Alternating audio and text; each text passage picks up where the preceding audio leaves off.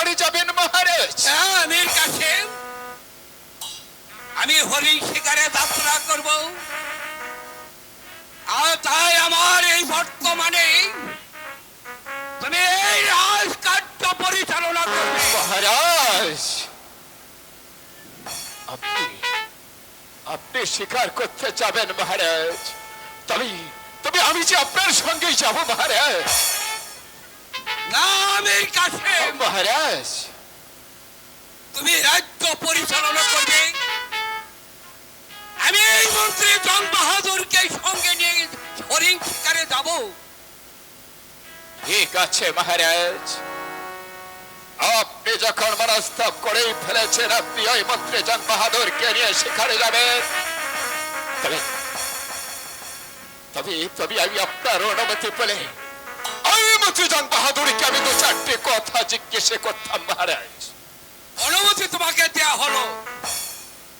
শোনেন মন্ত্রী জন বাহাদুর, মহারাজকে নিয়ে আপনি শিকারে যাবেন সে আনন্দের কথা, তবে তবে শিকার থেকে যদি আপনি দুটি চঞ্চলা হরিণ এনে যদি আপনি আমাকে দেখাতে পারেন তাহলে তাহলে তাহলে আমি আপনাকে এই প্রকাশ্য রাজদরবারে আমি আপনাকে দেব পুষ্পাঞ্জলি। আর যদি আপনি শিকারের ছলনা করেই মহারাজকে আপনি দ্বিতীয় দ্বার গ্রহণ করার চেষ্টা করুন, তাহলে মনে রাখবেন আপনি এই তর্কপুর রাজ্যের সকলে প্রয়োজন আপনাকে ক্ষমা করলেও আমি মুসলিমের তখন আপনাকে ক্ষমা করব না। আর সেই দিন আমি আপনাকে বুঝিয়ে দেব যে এই মহারানীর সাথে বেইমানি করার শাস্তি কতটুকু ভয়ঙ্কর হতে পারে, একথাটা মনে রাখবেন মন্ত্রী জন বাহাদুর। মহারাজ, মহারাজ, শুধু শুধু মীর কাসেম আমাকে দোষারোপ করছে মহারাজ। দোষারোপ নাই মন্ত্রী জন বাহাদুর, আমি বুঝতে পেরেছি আপনার ভেতর যে অনেকে বড় চক্রান্তের জাল ফেলেছেন মন্ত্রী জন বাহাদুর। তাই তো আমি আপনাকে সতর্ক করে দিয়ে যাচ্ছি যে আপনি কখনো এই ভুল কাজটি করবেন না মন্ত্রী জন বাহাদুর। যাও মীর কাসেম, হ্যাঁ মহারাজ, আমার শিকারে যাওয়ার আয়োজন করো কি? হ্যাঁ আমি তাই করছি মহারাজ, আমি যে আপনার শিকারে যাত্রা করার আয়োজনই করছি মহারাজ। এই মন্ত্রী জন বাহাদুর, বলুন মহারাজ। এই চলুন এবার আমরা ওই হরিণ শিকারে চলে যাই। তাই চলুন মহারাজ।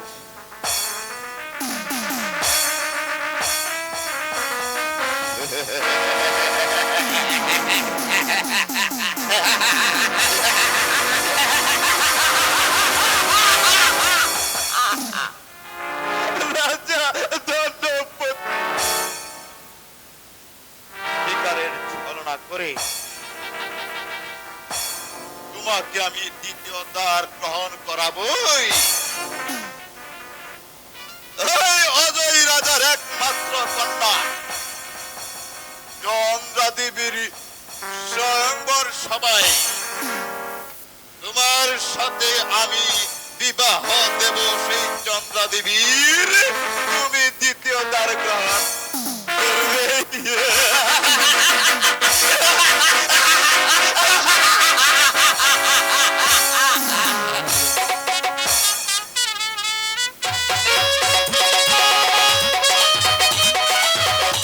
কি ব্যাপার? আমি তো কিছুই বুঝতেছি না। বেলা কয়েক খাবলা হয়ে গেল, এখনো কোনো লোকজন দেখতেছি না। তবে কি রাজার মেয়ের কবলে নাই? এটা কি চন্দ্রাদেবীর স্বয়ংবর সভা? হ্যাঁ, এটাই স্বয়ম্বর সভা। আমি কি আসতে পারি? ওরে বাবা, আপনি করে রয়েছেন বুকে সাহস আছে তো? হ্যাঁ, আমি বিয়ে করতে এসেছি। ঠিক আছে, 1/1 বুঝে না 11 নম্বরে যে বসে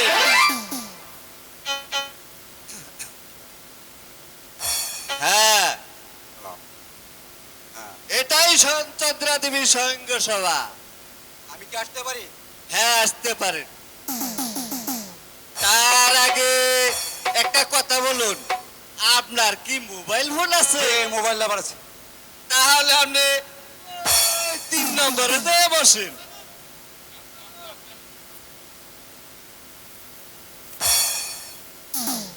আমরা কি আসতে পারি? হ্যাঁ, আসতে পারেন।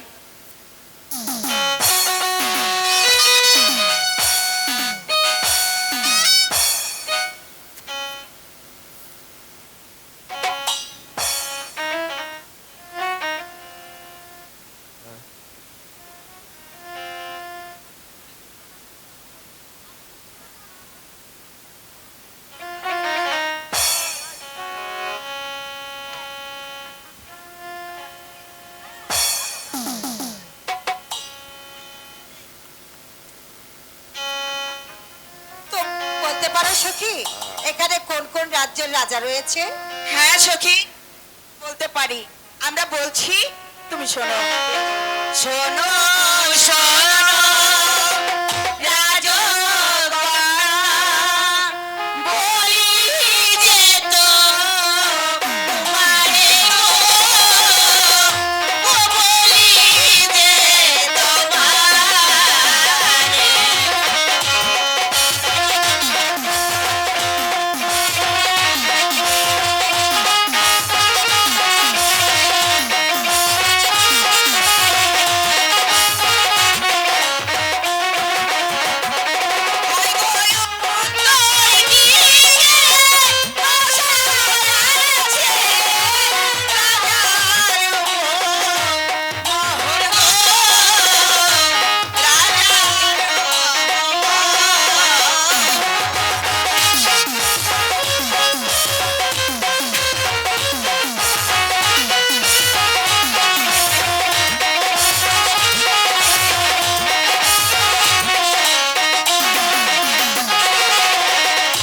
শোনো শোনো রাজগণ, বলি যে তোমারে গো, বলি যে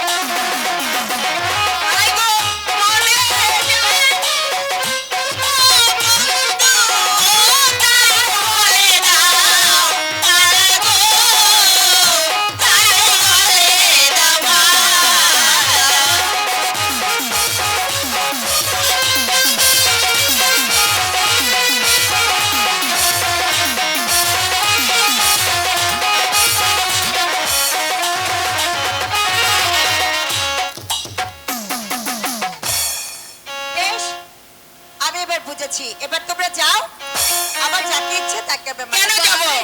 কার গলে বরমাল্য দেবে তা না দেখে আমরা চলে যাব?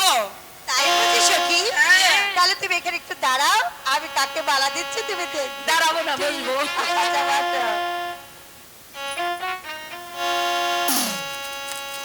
সাক্ষী থেকো চন্দ্র সূর্য আসমানে